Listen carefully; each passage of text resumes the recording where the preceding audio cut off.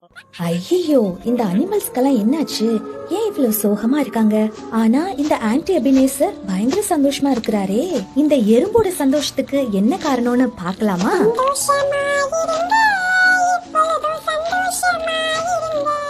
இந்த எறும்பு எபினேசர் மட்டும் இவ்வளவு சந்தோஷமா இருக்குது. நம்ம காட்டுல தான் எவ்வளவு கஷ்டம், எவ்வளவு பஞ்சம், எந்த மிருகம் எப்ப வந்து நம்மள சாப்பிட போகுதுங்கிற பயம், இதுக்கு கொஞ்சம் கூட ஒரு பயமே இல்லையே அப்படின்னு யோசிச்சுக்கிட்டு இருந்தாங்க இந்த அனிமல்ஸ் எல்லாரும். அந்த டைம்ல தான் எறும்புக்கு வானத்துல இருந்து தேவதூதர் தரிசனமானாங்க. ஸ்தோத்திரம் எல்லாம் இருக்கட்டும், ஆண்டவர் உன் உள்ளத்துல இருக்கிறதுனால தானே நீ இவ்வளவு சந்தோஷமா இருக்கிற. உன் சந்தோஷத்தை உன்னோட நண்பர்களிடத்துல ஒரு நாளாவது நீ பகிர்ந்திருக்கிறியா? இப்பவே போய் உன் நண்பர்கள் கிட்ட சொல்லு, ஏசப்பா சொல்லிருக்காங்க, பயப்படாதே, நான் உன்னோடனே இருக்கிறேன் என்று. இத கேட்ட எறும்பு அவங்க ஃப்ரெண்ட்ஸ் கிட்ட போய், என்ன எல்லாரும் மன்னிச்சிடுங்க, நீங்க துக்கத்துல இருக்கீங்க, பயத்துல இருக்கீங்கன்னு தெரிஞ்சும் உங்க துக்கத்தை மாற்றனா பிரயாசப்படல. என் சந்தோஷத்துக்கு காரணம் ஏசப்பா தான். பயப்படாதே பயப்படாதேன்னு பைபிள்ல 365 முறை சொல்லப்பட்டிருக்கு.